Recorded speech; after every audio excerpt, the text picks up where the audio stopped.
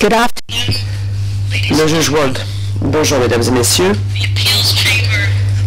La Chambre d'appel de ce tribunal international, siégeant en application d'une ordonnance portant calendrier émise le 8 octobre 2001, déclare le jour d'aujourd'hui, 23 octobre 2001, jour du prononcé de l'arrêt rendu par la Chambre d'appel dans l'affaire Le Procureur contre Zoran Kupreshkic et consorts. Le greffe mettra à la disposition des parties, avant la fin de la présente audience, des copies du texte de l'arrêt. Pour ma part, je ne lirai pas l'intégralité du texte, mais seulement le dispositif. Mais conformément à la pratique en vigueur dans ce tribunal, je me limiterai à résumer le texte. Je souligne néanmoins que le seul texte qui fait foi, s'agissant des conclusions de la Chambre d'appel et de ses motifs, est le texte écrit de l'arrêt. Et à présent, je voudrais demander aux deux parties de se présenter en commençant par l'accusation. Monsieur Yapa. Merci, Madame la Présidente. Je m'appelle Monsieur Yapa, je comparais ici pour l'accusation avec Monsieur Carmona, Monsieur Fabrizio Guariglia, Madame Sonia Soninen et Mademoiselle Rachid. Monsieur Wolfgang Sokolin est notre substitut d'audience. Merci. La Présidente, je demande maintenant à la défense de se présenter. Vous pouvez commencer, Maître Radovic. Maître Radovic, bonjour Madame la Présidente, je m'appelle Ranko Radovic, je suis le défenseur de...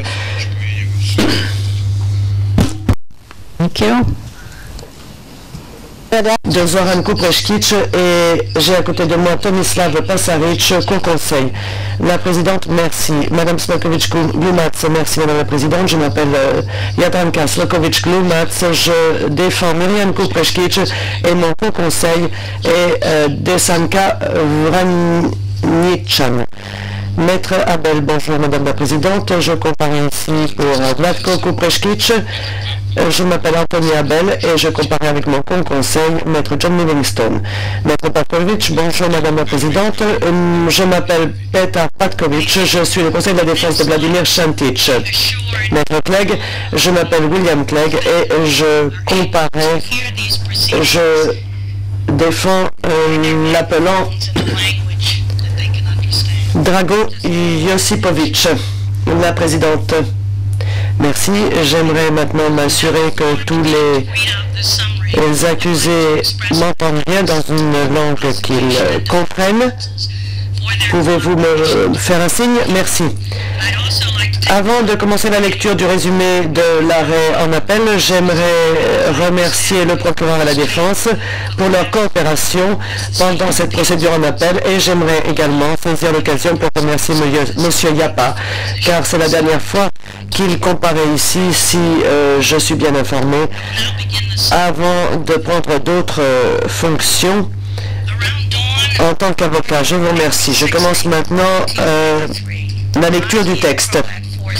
À l'aube du 16 avril 1993, les forces croates de Bosnie ont lancé une attaque surprise contre les habitants musulmans bosniaques d'Ahmići, petit village de Bosnie centrale. La Chambre de première instance a conclu que cette opération était un combat illégal, c'est-à-dire une attaque délibérée des civils musulmans par le Conseil croate de défense, connu sous le sigle de HVO, dans le cadre d'une campagne destinée à nettoyer le village d'Ahmići de ses habitants musulmans bosniaques, en application d'une stratégie de plus grande envergure visant à expulser les musulmans bosniaques de toute la région de la vallée de la Lachva. Plus précisément, la Chambre de première instance a conclu que plus de 100 civils, dont des femmes et des enfants, avaient été tués à Ahmići, où 169 maisons musulmanes ont été détruites ainsi que 2 mosquées. Le président de la Chambre de première instance a déclaré dans ses conclusions ce qui suit. Je cite: « Les événements du 16 avril 1993 à Ahmići sont incontestablement gravés dans la mémoire collective comme l'un des exemples les plus terribles de l'inhumanité de l'homme envers l'homme. Aujourd'hui, le nom de ce petit village vient s'ajouter à la longue liste de hameaux et de villes inconnus auparavant, qui symbolisent d'atroces méfaits et nous font tous frémir d'horreur et de honte. Dachau, Oradour-sur-Glane, Katyn, Marzabotos, Soweto, Milai, Sabra et Shatila et tant d'autres. » Fin de citation. La présente affaire n'est qu'un des procès issus du massacre d'Armici. D'autres procès ont concerné des dirigeants civils et militaires de haut rang dans la région. La chambre de première instance de ce tribunal a eu devant elle 6 accusés croates de Bosnie qui habitaient tous Ahmići ou ses environs. Un seul d'entre eux occupait officiellement un poste de commandement militaire, les autres travaillaient dans la région. Qu'ils aient été propriétaires de magasins, ouvriers d'usines ou autres, ils avaient, lorsque la guerre a éclaté, vécu toute leur vie en harmonie avec leurs voisins musulmans. 2 accusés, Zoran et Mirjan Kupreškić, sont frères, et un troisième accusé, Vlatko Kupreškić, est leur cousin. L'un des accusés, Dragan Papić, a été à la fin du procès acquitté de toutes les charges pesant contre lui. Les 5 autres accusés ont été condamnés pour persécution, élément constitutif du crime contre l'humanité. Zoran, Mirjan et Vlatko Kupreškić ont été acquittés des autres chefs d'accusation retenus contre eux, à savoir meurtre, traitement cruel ou actes inhumains constitutifs de crimes contre l'humanité ou de violation des lois ou coutumes de la guerre. Ils ont été respectivement condamnés à 10, 8 et 6 ans d'emprisonnement.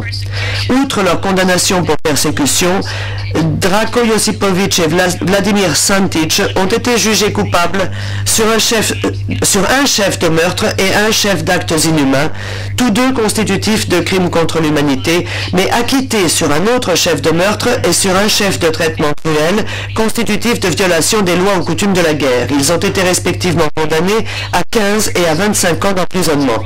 La Chambre d'appel se prononce aujourd'hui sur les appels interjetés contre le jugement de la Chambre de première instance par le procureur et chacun des accusés. Le procureur a fait appel sur la seule question de savoir si la Chambre de première instance avait commis une erreur en ne condamnant pas Josipović et Santić pour violation des lois ou coutumes de la guerre en vertu de l'article 3 du statut, ainsi que pour crime contre l'humanité en vertu de l'article 5 du statut, sur la base du même comportement. Se prononcer sur la remise en cause de leur condamnation et de leur sentence par les 5 villageois croates de Bosnie jugés coupables par la Chambre de première instance il y a près de 2 ans, a exigé d'examiner de très nombreux faits nouveaux. Le présent arrêt se caractérise également par une procédure préalable extrêmement complexe, au cours de laquelle 26 requêtes distinctes, déposées en vue de présenter de nouveaux éléments de preuve en appel, ont donné lieu à décision en application de l'article 115 du règlement de procédure et de preuve de ce tribunal. La condamnation d'un accusé, Vlatko Kupreškić, s'est appuyée sur une fine toile d'araignée construite à partir des éléments de preuve indirects admis en tant que preuve de sa culpabilité au-delà de tout doute raisonnable.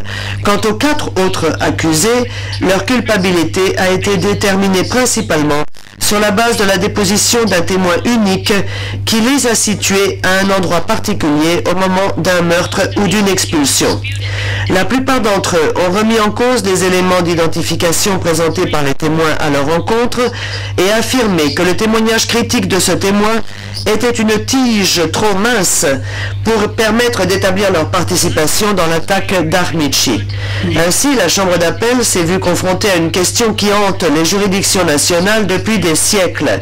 Dans quelles circonstances est-il raisonnable pour celui qui se prononce sur les faits de s'appuyer sur les éléments d'identification provenant d'un seul témoin? Outre leur contestation principale des éléments de preuve qu'ils considéraient trop faibles pour étayer leur condamnation, plusieurs des accusés ont soulevé d'autres questions, davantage liées à la procédure, qui selon eux jetaient un doute sérieux sur l'équité de leur procès. Ce tribunal a pour fonction de se prononcer sur la culpabilité ou l'innocence d'individus accusés en appliquant les normes de procédure et de preuve qui s'imposent à toute nation civilisée. Son statut exige que l'accusé soit informé dans le plus court délai et de façon détaillée de la nature et des motifs de l'accusation portée contre lui, et ce au-delà de tout doute raisonnable, norme adoptée par le tribunal pour prononcer ses condamnations. Avant toute chose, ce tribunal s'est efforcé d'appliquer le principe défini par le premier procureur général de Nuremberg, selon lequel nous avons à établir des événements incroyables grâce à des preuves crédibles. C'est en pensant à ces précautions nécessaires que nous avons examiné le volumineux dossier du procès sur lequel se sont basées les condamnations des 5 accusés comparaissant devant nous pour parvenir à la conclusion suivante. Dans le premier chapitre de notre arrêt, nous examinons les questions générales liées à plusieurs ou à tous les motifs d'appel invoqués par les accusés contre leur condamnation. La Chambre d'appel souligne que son rôle ne consiste pas à réaliser un procès de novo, mais se limite à examiner précisément les erreurs de droit ou de fait qui auraient pu provoquer une erreur judiciaire. La procédure en appel ne fournit pas aux parties une tribune à partir de laquelle elles peuvent exprimer tous leurs griefs au sujet du procès ou du jugement, même si ceux-ci n'ont aucun rapport avec les conclusions de la Chambre de première instance. Dans le corps de l'arrêt, nous discutons longuement des normes qui permettent à une chambre d'appel de réexaminer les faits déjà entendus par une chambre de première instance. Nous estimons que le moment est venu de discuter en détail de cet aspect du travail de révision. Il est apparu clairement dans un nombre toujours plus important d'arrêts rendus par la Chambre d'appel de ce tribunal qu'il s'appuie sur l'examen des faits par les chambres de première instance, car plus le nombre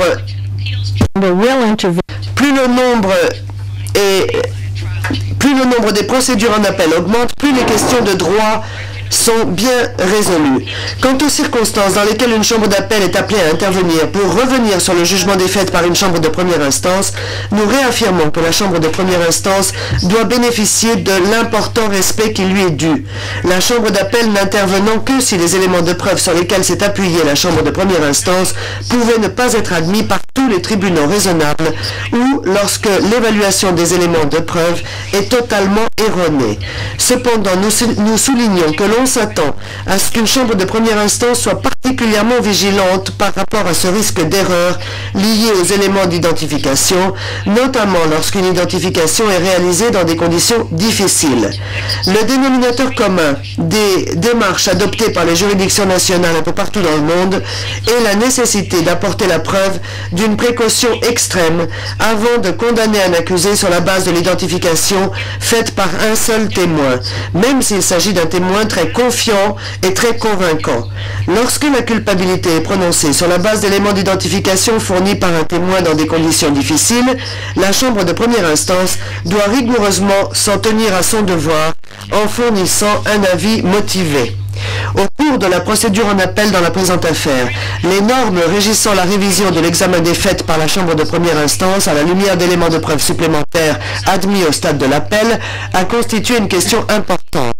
Ces dernières années, grâce à l'évolution du climat politique dans certains des États issus de l'ex-Yougoslavie, l'ouverture des archives de guerre a pu se faire et des documents inaccessibles aux parties pendant le procès sont devenus accessibles, ce qui a entraîné dans la présente affaire comme dans d'autres procédures en appel soumises à cette Chambre, un déluge de requêtes en vue du versement au dossier d'éléments de preuve supplémentaires en application de l'article 115. La Chambre d'appel saisit donc l'occasion pour faire la lumière sur certaines des normes régissant l'application de l'article 115.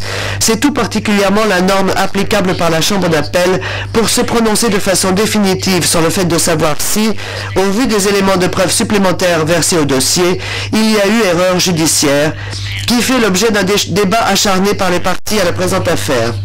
Après mûre réflexion, la Chambre d'appel s'est prononcée contre la possibilité d'adopter un test provenant de juridictions nationales, tel le test du « aurait » ou « aurait pu ». La norme pertinente est bien celle de savoir si l'appelant a établi qu'aucun tribunal raisonnable jugeant sur les faits n'aurait pu prononcer la culpabilité en se fondant sur les éléments de preuve présentés à la Chambre de première instance et les éléments de preuve supplémentaires présentés en appel. Venons-en à présent aux appels interjetés contre leur condamnation et leur sentence par les 5 accusés comparaissant individuellement devant nous. D'abord, Vladimir Šantić. Durant le procès, Vladimir Šantić a vigoureusement contesté sa culpabilité en arguant d'une défense d'alibi. Il n'était pas à Ahmići durant l'attaque du 16 avril 1993, a-t-il affirmé. Depuis sa condamnation, Šantić a reconnu avoir commandé la première compagnie du 4e bataillon de la police militaire du Conseil croate de défense, HVO, et avoir appartenu à l'un des groupes qui se sont lancés à l'assaut d'Ahmići tôt le matin du 16 avril 1993. Néanmoins, il maintient ses objections par rapport aux conclusions de la Chambre de première instance s'agissant de l'ampleur de sa participation aux événements d'Ahmići. La La Chambre d'appel considère que de nombreuses pièces à conviction crédibles, soumises à la Chambre de première instance, démontrent que Shantich commandait bien la première compagnie du 4e bataillon de la police militaire du HVO, ainsi que l'unité antiterroriste connue sous le nom des Jokeris, créée au sein du 4e bataillon. C'est pourquoi, compte tenu de la participation de ces unités à l'attaque d'Armici, la conclusion de la Chambre de première instance, selon laquelle Shantich avait exercé un rôle de commandement durant l'attaque, est raisonnable. La Chambre de première instance, se prononçant sur la sentence, a aussi eu raison de conclure que dans le cadre de ses fonctions de commandement, Shantich avait transmis les ordres relatifs à l'attaque de ses supérieurs à ses subordonnés. La Chambre d'appel rejette l'affirmation de Shantich selon laquelle la déposition du témoin A.T., témoin à charge dans l'affaire Kordich, admise en tant qu'élément de preuve supplémentaire au stade de l'appel, jette le doute sur les conclusions de la Chambre de première instance quant au rôle de commandement rempli par Shantich. Au terme de la procédure d'appel relative à Shantich, le témoin A.T. n'est pas considéré comme un témoin crédible, dont la déposition serait susceptible d'infirmer les fondements du verdict rendu par la Chambre de première instance. Qui plus est, la Chambre d'appel souligne que le fait que Shantich ait introduit un tout nouveau système de défense à l'issue du procès, grâce à la déposition du témoin A.T., doit être abordé avec un scepticisme extrême. Toutefois, la Chambre d'appel admet que la Chambre de première instance a eu tort de conclure au stade de la sentence que Shantich avait participé à l'ensemble de la planification stratégique de l'attaque. Plus simplement, pendant le procès, le procureur n'a fourni aucun élément de preuve indiquant que Shantich aurait été l'un des architectes de la stratégie d'attaque élaborée contre Armici, fait qui n'aurait pas dû être intégré dans la décision relative à la sentence prononcée contre lui. Shantich a invoqué un autre motif d'appel, assez semblable, selon lequel, dans l'acte d'accusation modifié, il n'était pas accusé d'avoir exercé un commandement ou joué un rôle de commandement durant l'attaque.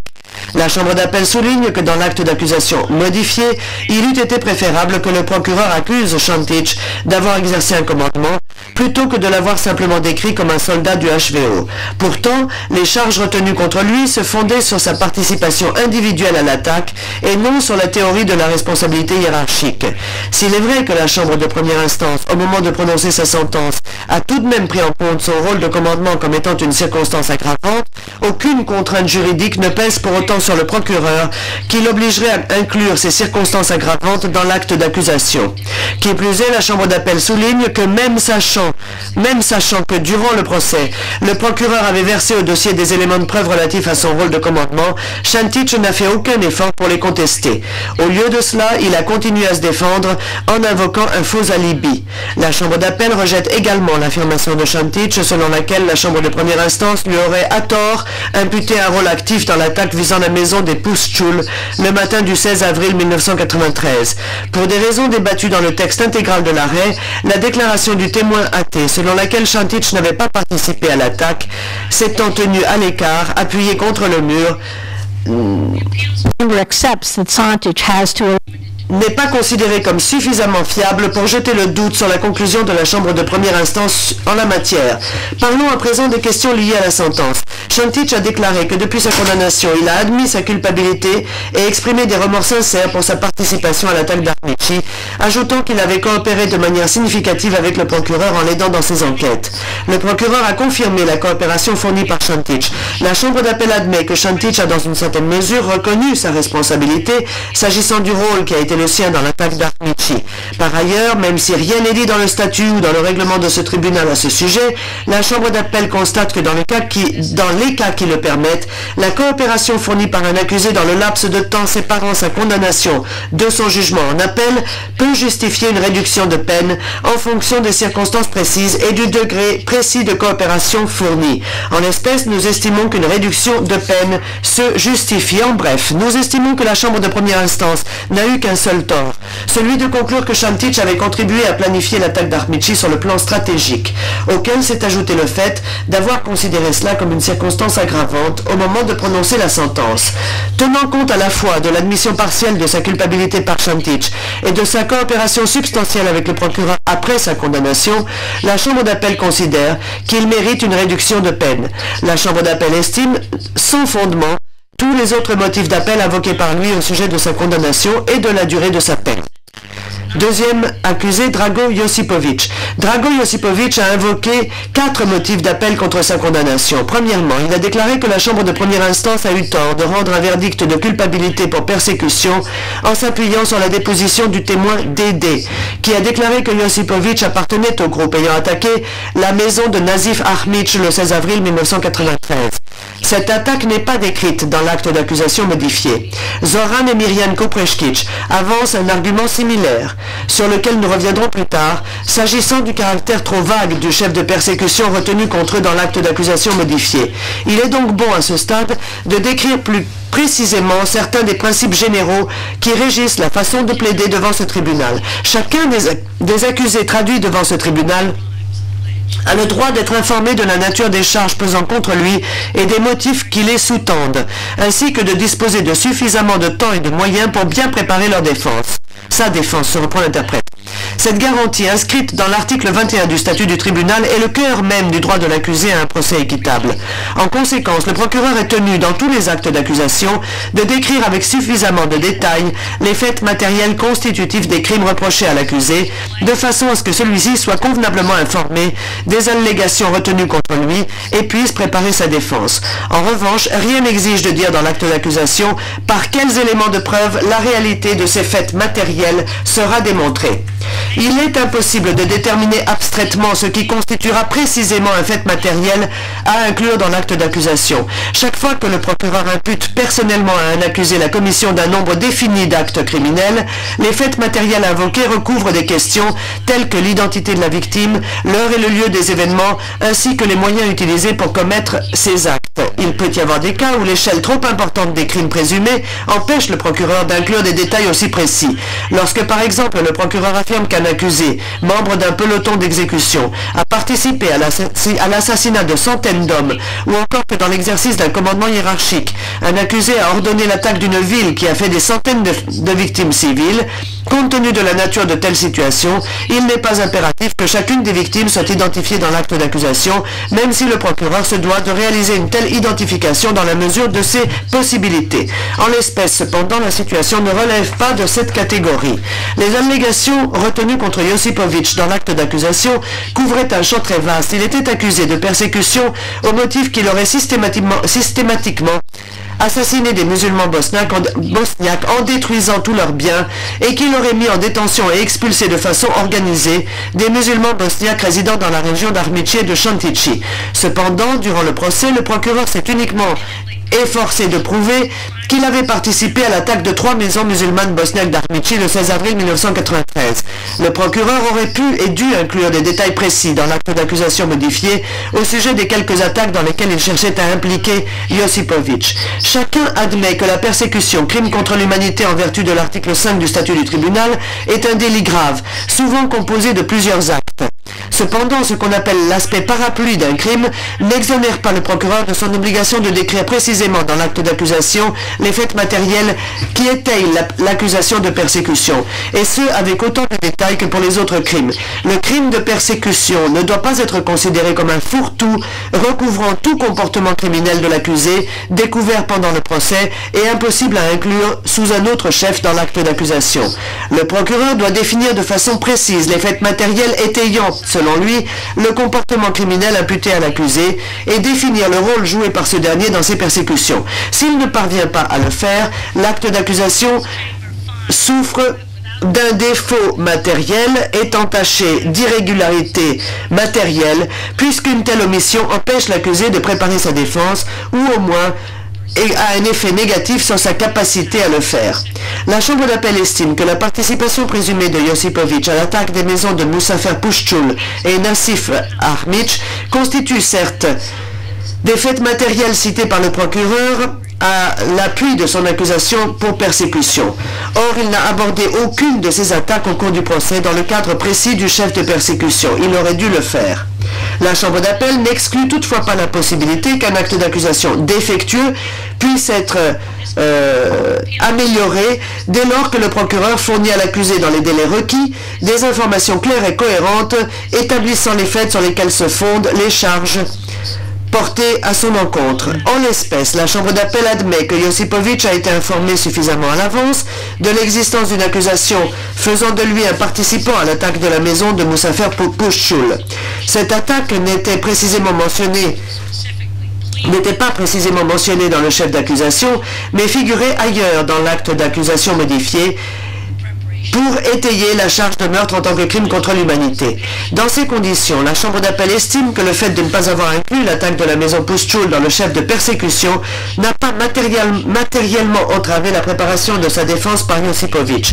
La participation de Josipovic à l'attaque de la maison de Musafer Pushchul peut par conséquent légitimement servir de base à sa condamnation pour persécution. En revanche, la Chambre d'appel estime que Josipovic n'a pas été informé suffisamment à temps de l'existence d'une accusation le présentant comme un participant à l'attaque de la maison de Nazif Ahmic, entièrement supprimée de l'acte d'accusation modifié. En raison de quoi la Chambre d'appel admet l'argument selon lequel la Chambre de première instance n'avait pas la liberté de s'appuyer sur cette participation présumée pour étayer sa condamnation au motif de persécution. Le second motif d'appel avancé par Josipovic consiste à dire que la Chambre de première instance a commis une erreur en admettant la déposition du témoin E.E., considéré comme suffisamment fiable pour fonder la conclusion qu'il aurait participé à l'attaque de la maison de Musafer Pushchul. La Chambre de première instance, en particulier, a admis la déposition du témoin E.E., malgré les erreurs manifestes commises par ce témoin dans son identification de deux autres hommes bien connus d'elle et qui comptaient au nombre des assaillants. Josipovic n'affirme pas que la Chambre de première instance a omis de prendre en compte un aspect matériel du dossier de première instance susceptible de réduire la crédibilité du témoin E.E. Au contraire, il apparaît manifestement à la lecture du jugement de la Chambre de première instance que celle-ci savait parfaitement que le témoin E.E. s'était trompé dans l'identification de moins 2 des 6 assaillants de la maison Pushchul, mais qu'en dépit de cela, la Chambre a décidé d'admettre son témoignage. En fait, Josipovic demande à la Chambre d'appel de se prononcer de façon différente de la Chambre de première instance sur la crédibilité à accorder au témoin E.E. Une Chambre de première instance est tout à fait libre de rejeter une partie de la déposition d'un témoin et d'en admettre le reste. En l'espèce, la décision de la Chambre de première instance de prendre en compte l'identification de Josipovic par le témoin E.E. comme étant l'un des participants à l'attaque de la maison Pushchul est appuyée par divers autres éléments du dossier de première instance. Encore plus significatif, la Chambre de première instance a eu sous les yeux des éléments de preuve démontrant la participation de Josipovic à une autre attaque très semblable à celle de la maison Pushchul, survenue dans la même période et dans la même zone. La Chambre d'appel a déjà décidé que le fait que Josipovic ait participé à l'attaque de la maison de Nazif Ahmic ne peut pas légitimement servir de base à sa condamnation pour persécution, parce que cet incident ne figurait pas dans l'acte d'accusation modifié. Cependant, la déposition du témoin D.D., qui prouve sa participation à cette attaque, peut être considérée comme un élément de preuve corroborant la participation de Josipovic à l'attaque de la maison de Musafer Pushchul.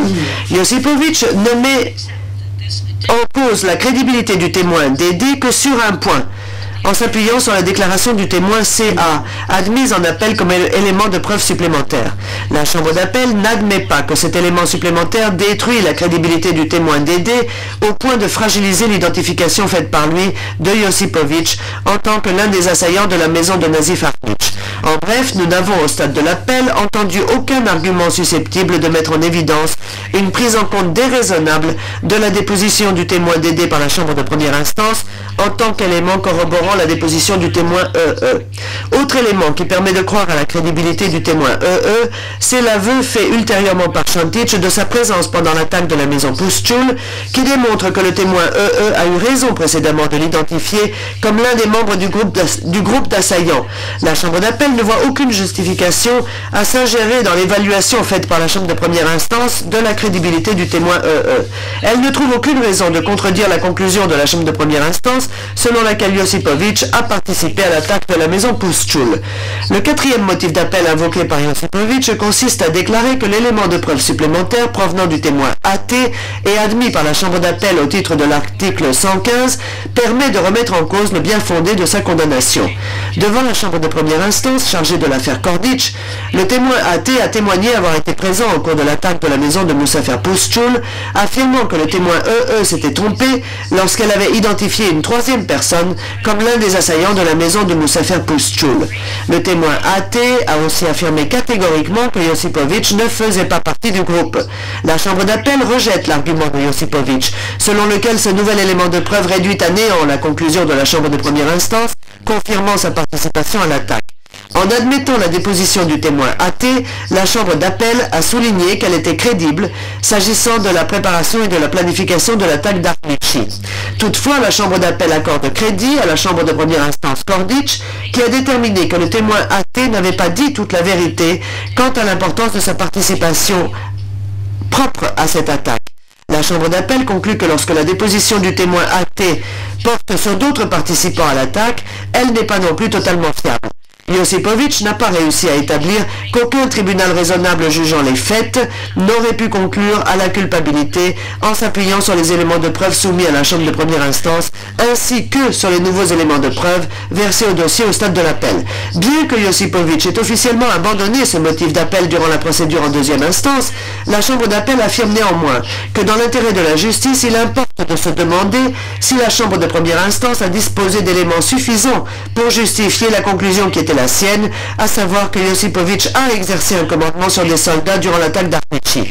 À notre avis, il n'y avait pas dans le dossier de première instance suffisamment d'éléments de preuve et la Chambre a commis une erreur en se prononçant dans ce sens. Donc, s'agissant de Josipovic, nous déclarons que la Chambre de première instance s'est trompée seulement sur 2 points. En prononçant la condamnation pour persécution, fondée en partie sur le rôle de Josipovic dans l'attaque de la maison de Nazif Armic, absente de l'acte d'accusation modifié, et en considérant comme un fait l'exercice d'un commandement par Josipovic vis-à-vis d'autres soldats participant à cette attaque. Pour ces raisons, la Chambre d'appel estime que la sentence imposée à Josipovic doit être réduite. La Chambre d'appel considère infondés tous les autres motifs d'appel invoqués par Josipovic pour remettre en cause sa condamnation et sa sentence. Autres accusés, Zoran et Mirjam Kupreshkic. Tout au long du procès, de même que dans le jugement en première instance, les frères Zoran et Mirjam Kupreshkic sont intimement liés l'un à l'autre, accusés qu'ils sont d'une même participation présumée aux événements d'Armici. Leur pourvoi en appel soulève un bon nombre de questions identiques qui justifient donc de le traiter conjointement. Zoran et Mirjam Kupreshkic affirment que la chambre de première instance a eu tort de les condamner pour persécution sur la base de faits matériels ne figurant pas dans l'acte d'accusation modifié. La chambre de première instance a notamment admis la déposition du témoin H qui déclarait que les 2 frères se trouvaient dans la maison de Surkhet Armic peu de temps après que ce dernier et Mecho Hrstanovic aient été tués et quelque temps avant que les occupants survivants de la maison ne se fassent expulser de celle-ci et qu'on y mette le feu. L'acte d'accusation modifié ne dit mot de la participation présumée de Zoran et de Mirjam Kupreshkic à ces événements le 16 avril 1993. Les principes régissant les débats d'un procès décrits précédemment s'appliquent ici également. L'attaque de la maison de Surkhet Armic était un fait matériel invoqué à l'appui des accusations du procureur contre Zoran et Mirjam Kupreshkic. Durant le procès, cette attaque a constitué l'un des 2 seuls incidents à la participation desquels le procureur associe les 2 frères ce jour funeste. La Chambre de première instance a cependant rejeté leur participation à la 2e attaque et de ce fait leur implication dans l'attaque de la maison de Surkhet Armic est devenue le nœud de sa condamnation pour persécution. L'omission de la moindre référence à l'attaque de la maison Armic dans l'acte d'accusation modifié ne pouvait que constituer une erreur matérielle. La Chambre d'appel fait observer que le procureur a délibérément choisi, pour ne pas retarder le procès, de ne pas modifier encore l'acte d'accusation pour y inclure l'attaque de la maison de Surkhet Armic. Le souci d'un procès rapide ne doit jamais l'emporter sur le droit fondamental d'un accusé à un procès équitable. La Chambre d'appel doit donc conclure que le procès en première instance de ces 2 accusés a été rendu inéquitable par les vices constatés dans l'acte d'accusation modifié. La Chambre d'appel n'est en particulier pas convaincue par les arguments de l'accusation selon lesquels tous ces vices auraient été éliminés puisque Zoran et Mirjam Kupreshkic ont été informés dans les délais requis avant le procès de l'existence d'allégations les impliquant dans l'attaque de la maison de Surkhet Armic. Le mémoire préalable au procès sur lequel l'accusation s'est tant appuyée en 2e instance est extrêmement générale et ne fait aucune référence particulière à une attaque ou à un meurtre impliquant les frères Kupreshkic. Même dans son propos liminaire à l'ouverture du procès, le procureur n'a rien dit de l'attaque de la maison de Sochet Ahmic. En fait, l'avant-dernier jour du procès, le président de la Chambre s'efforçait encore de comprendre quelle était exactement la pertinence de la déposition du témoin H dans les accusations retenues contre Zoran et Myriam Kupreshkic. Par ailleurs, la défense n'a cessé tout au long des débats en première instance de s'élever contre la forme de l'acte d'accusation modifié. En l'espèce, la rédaction très vague du chef de persécution dans l'acte d'accusation modifié pose crucialement le problème de la garantie qu'un acte d'accusation est censé fournir à un accusé en l'informant des charges dont il va devoir répondre. La Chambre d'appel, ayant retenu les objections de Zoran et Myriam Kupreshkic quant à la rédaction trop vague de l'acte d'accusation modifié, s'est posé la question de savoir si la meilleure solution ne consisterait pas à renvoyer l'affaire en première instance.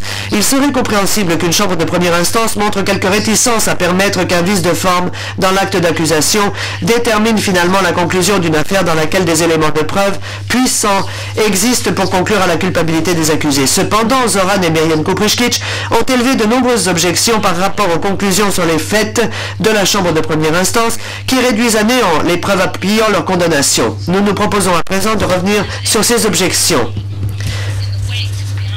La première de leurs préoccupations vient du fait que le témoin H, qui avait 13 ans à l'époque de l'attaque d'Ahmici et 18 ans lorsqu'elle a témoigné en première instance, n'est pas un témoin suffisamment fiable pour justifier de conclure par son biais à leur participation à l'attaque de la maison de Sochet Ahmic.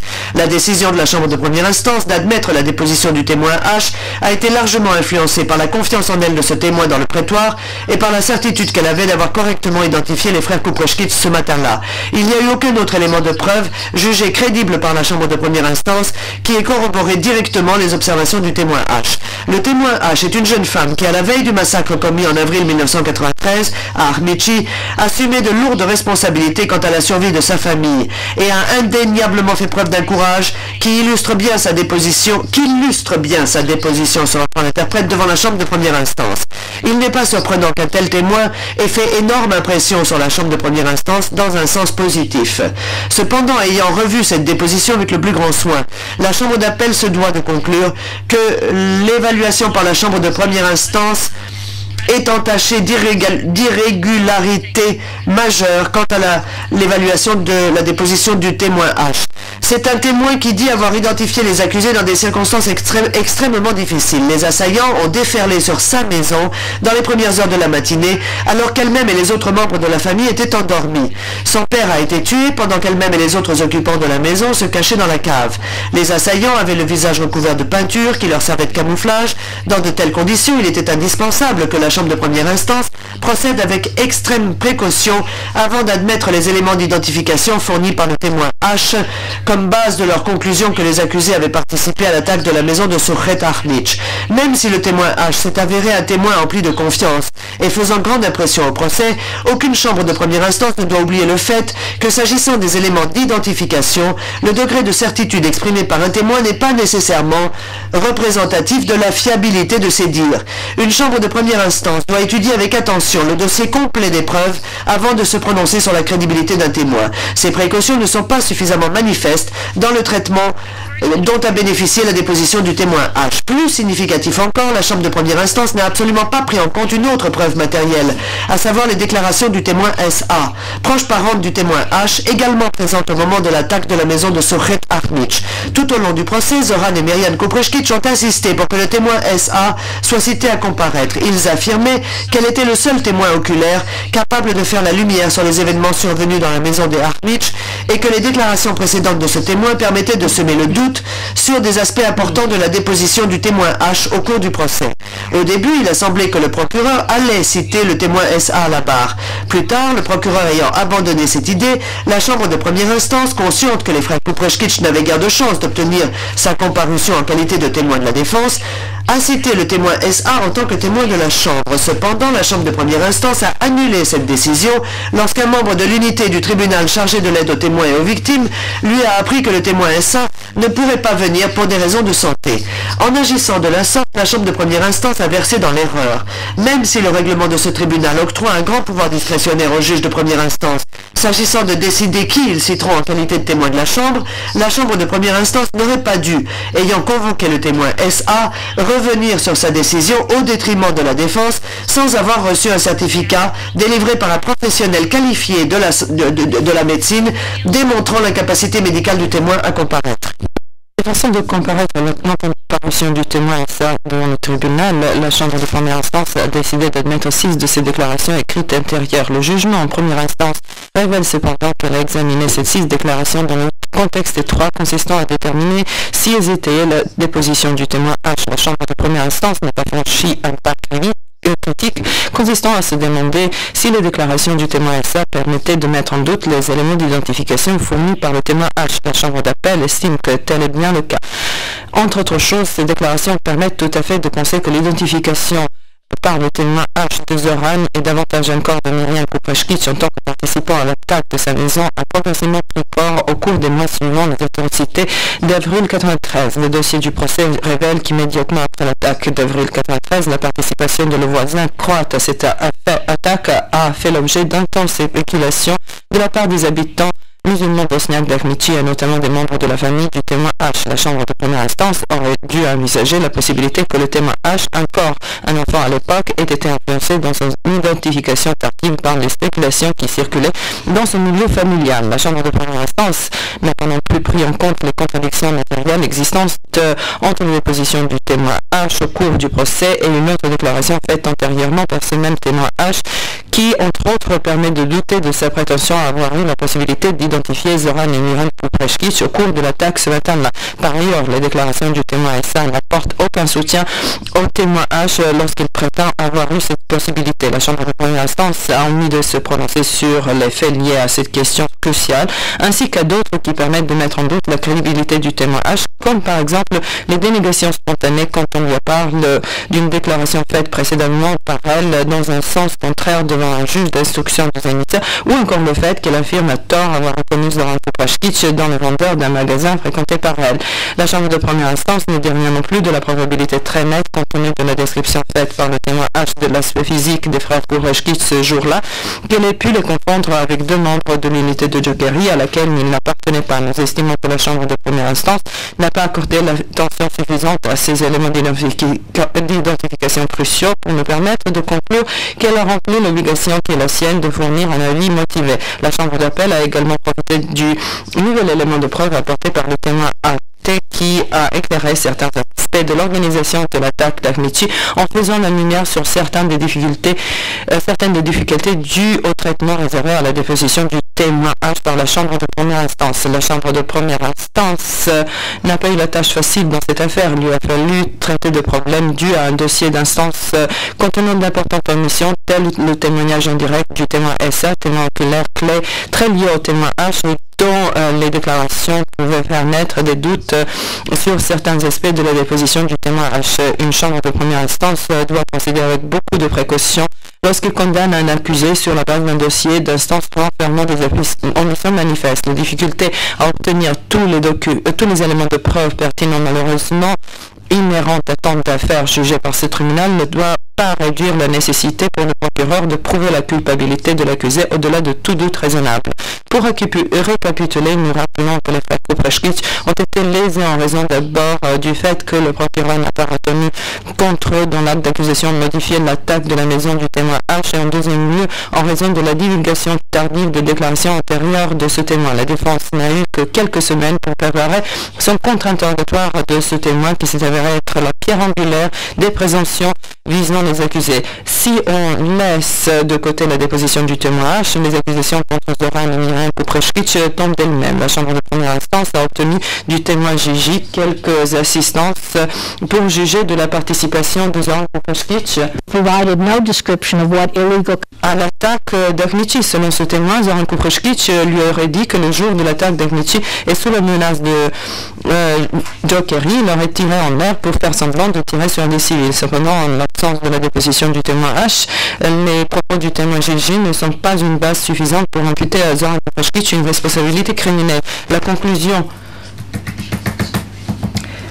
La réponse reprend. Finalement, la Chambre d'appel ne trouve aucun fondement à l'appui de la conclusion de la Chambre de première instance qui fait de Zoran et Mirjan Kupreshkic les participants à une campagne de persécution dont le début remonterait à octobre 2012. La Chambre de première instance ne décrit en rien le comportement illégal imputé aux accusés dans la période allant d'octobre 1992 au 15 avril 1993, alors qu'ils sont présumés avoir participé à la préparation et à la réalisation de l'attaque du 16 avril 1993 sur Armici. Donc, cette conclusion doit être rejetée au motif de l'absence de preuves pour l'étayer. Globalement, la Chambre d'appel déclare que la condamnation de Zoran et Mirjan Kupreshkic a entraîné une erreur judiciaire et doit être annulée.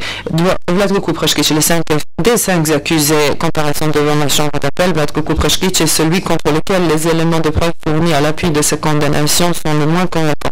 Le procureur n'affirmait pas qu'il a directement participé à une attaque déterminée d'une quelconque maison musulmane de Bosnie le matin du 16 avril 1993. En fait, sa condamnation s'appuie sur un réseau de preuves indirectes fondé sur l'affirmation de la Chambre de première instance selon laquelle il était policier en service. C'est cela qui a amené la Chambre de première instance à conclure qu'il avait aidé et encouragé ceux qui préparaient l'attaque d'Armici. Vlatko Kupreshkic affirme en appel que les conclusions de la Chambre de première instance sur les faits qui font de lui un participant à l'attaque ne sont pour commencer prouvés par aucun élément de preuve et que deuxièmement les nouveaux éléments de preuve admis en appel ne font que souligner encore davantage la fragilité des accusations portées contre lui. Nous admettons que sur la base du dossier d'instance, il était raisonnable que la Chambre de première instance conclue que Vlatko Kupreshkic était officier de police. Le jugement de première instance permet de penser que cette conclusion a joué un rôle important dans la décision de la Chambre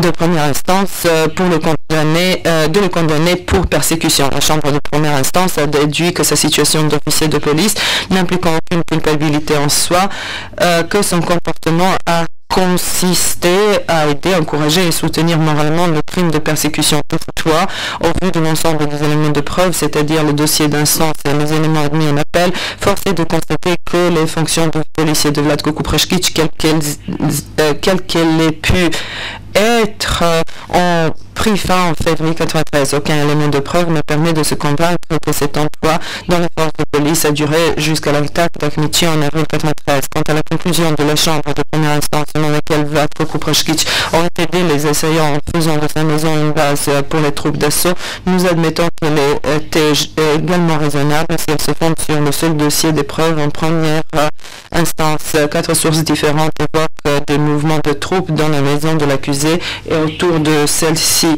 mais la Chambre d'appel a admis to conclude that he aided and abetted persecution.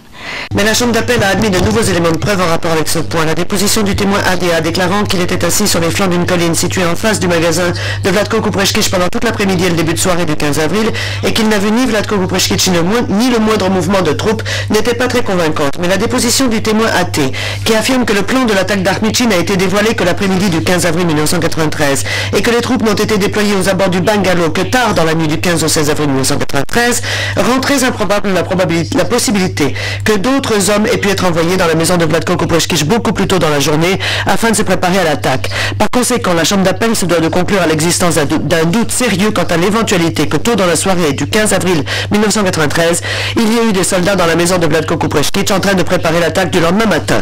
Les autres éléments de preuve contre Vlatko Kupreshkic ne fournissent pas une base suffisante pour conclure qu'il a aidé et encouragé les persécutions. Durant le procès, un témoin a déclaré sous serment qu'en octobre 1992, il avait vu Vlatko Kupreshkic décharger des armes de sa voiture pour les emporter à l'intérieur de sa maison.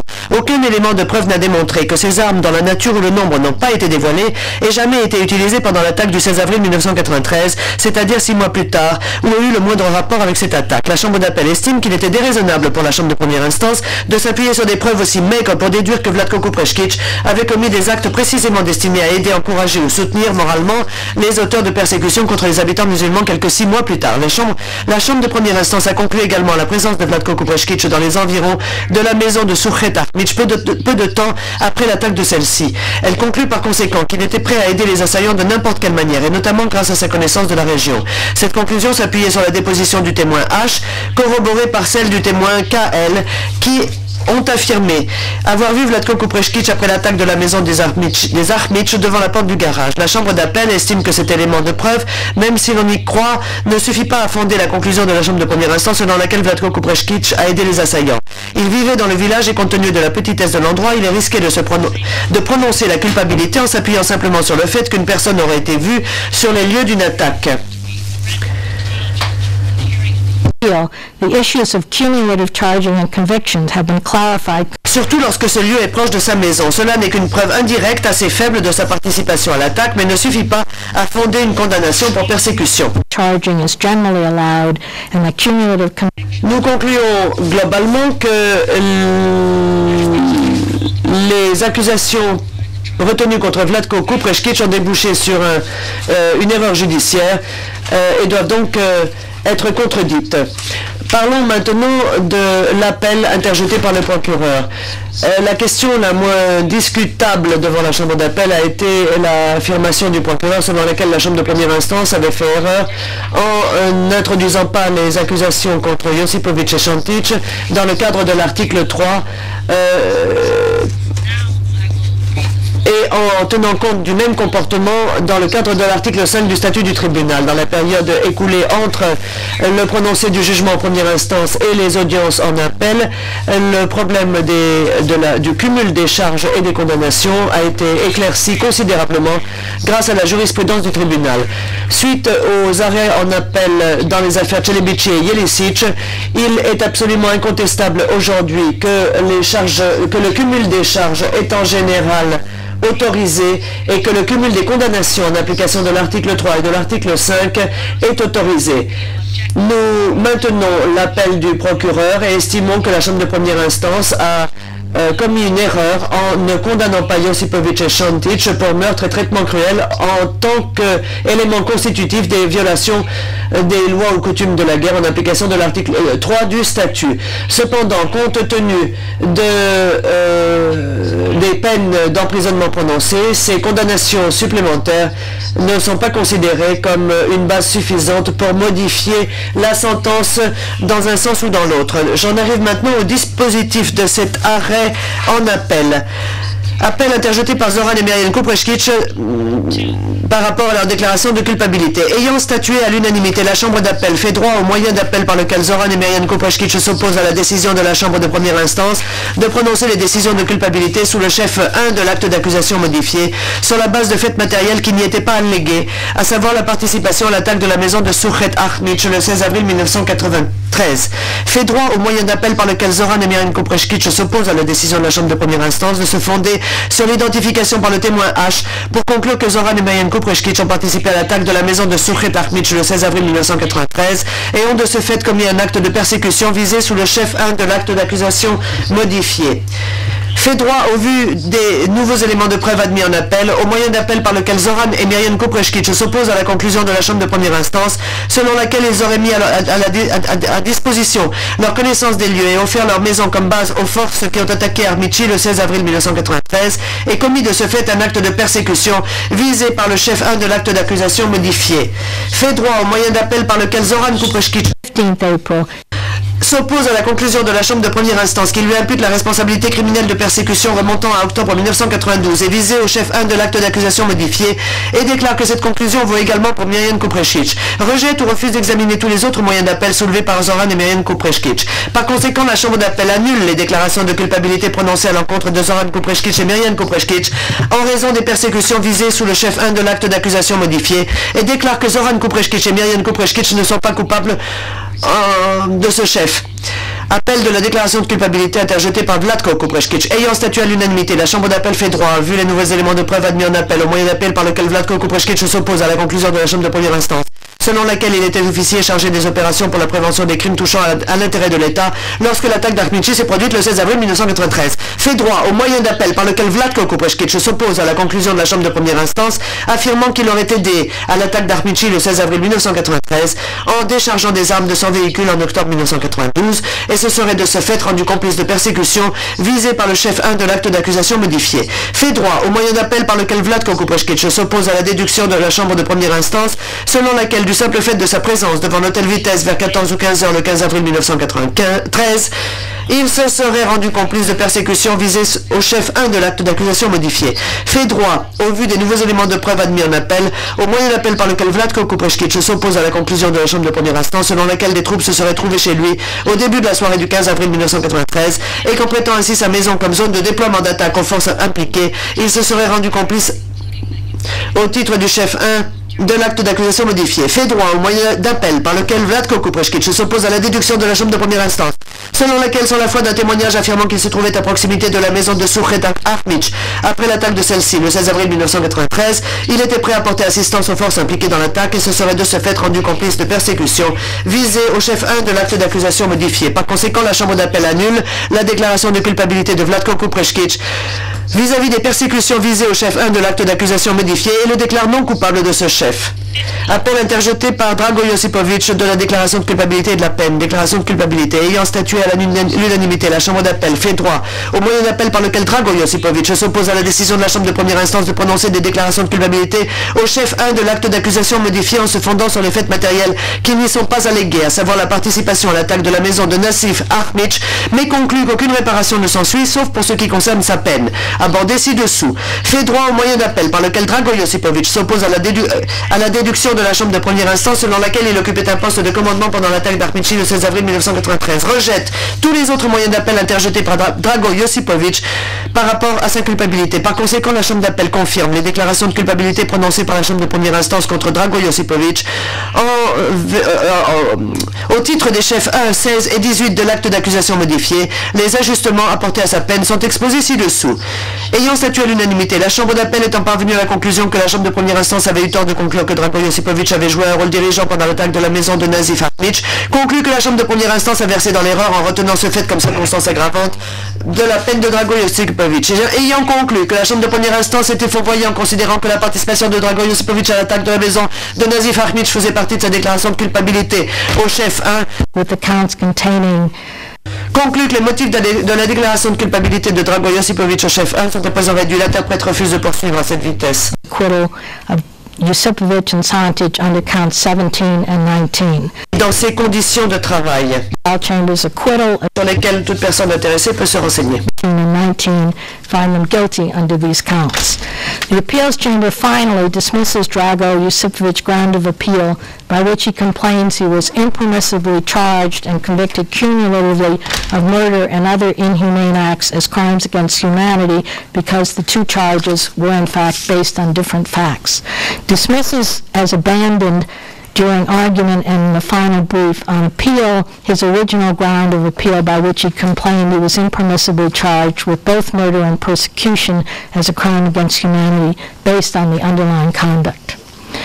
Pursuant to Rule 101C, an accused En application de l'article 101C du règlement, toute personne retenue coupable a droit à la déduction de la durée de sa détention préventive en attendant d'être remise au tribunal ou en attendant d'être jugée par une chambre de première instance ou par la chambre d'appel. Par conséquent, Drago Josipovic et Vladimir Santic ont droit à avoir déduire de leur peine le temps qu'ils ont passé en détention depuis qu'ils se sont livrés au tribunal le 6 octobre 1997.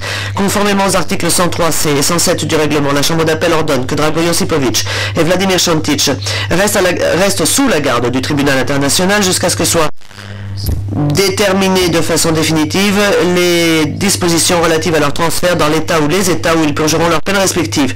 En application de l'article 99A du règlement, la Chambre d'appel ordonne que Zoran Kupreshkic, Miriam Kupreshkic et Vlatko Kupreshkic soient immédiatement libérés du quartier pénitentiaire des Nations Unies. La Chambre d'appel rend maintenant public les motifs de cet arrêt.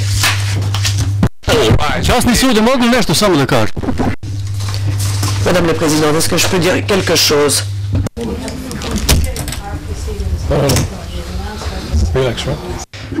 Le juge parle hors micro.